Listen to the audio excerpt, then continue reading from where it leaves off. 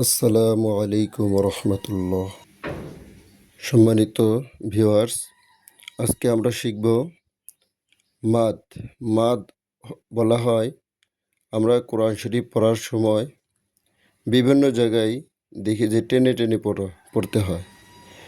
এই বিভিন্ন জায়গায় টেনে পড়াকেই মাদ বলে। মাদ অর্থই টানিয়ে পড়া, অর্থাৎ টানিয়া পড়াকে মাদ বলে। এরকমভাবে এই মাদটা ১৩ প্রকার আছে। মাদ মোট ১৩ প্রকার। এই ১৩ প্রকার মাদের মধ্যে কিছু কিছু মদ আছে একালিপ টান, কিছু কিছু মদ আছে তিনালিপ টান, আর কিছু কিছু মদ আছে চারালিপ টান। তো একালিফ মদ ৩ প্রকার, একালিপ মাদ ৩ প্রকার। যে একালিপ মাদ ৩ প্রকার, যে প্রত্যেকটা মাদের আলাদা আলাদা নাম থাকবে।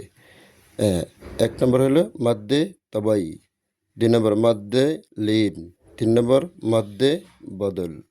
তো আসুন মাদ্দে তাবাই কাকে বলা হয় আমরা শিখি।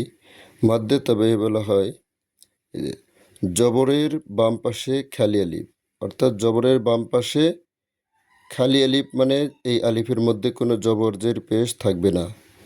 এরকম হলেই একালিফ পরিমাণ টান হবে। যেমন হা আলিফ জবর হা, জবরের বাম পাশে খালি আলিফ মাদের হরফ।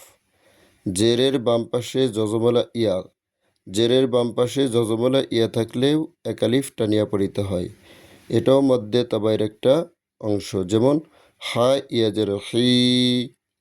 আরেকটা হলো নুন ও পেশ নু, অর্থাৎ পেশের বাম পাশে যজমলা ওয়াও থাকলে একালিফ টানিয়া পড়িতে হয়। তাহলে কি হলো? জবরের বাম পাশে খালি আলিফ, জেরের বাম পাশে যজমলা ইয়া, পেশের বাম পাশে যজমলা ওয়াও মাদের হরফ। এটাই মধ্যে তাবাই। অর্থাৎ জবরের বাম পাশে খালি আলিফ, জেরের বাম পাশে যজমলা ইয়া, পেশের বাম পাশে যজমলা ওয়াও হলেই একালিফ টানিয়া পড়িতে হয়। ইহাকে মধ্যে তাবাই বলে।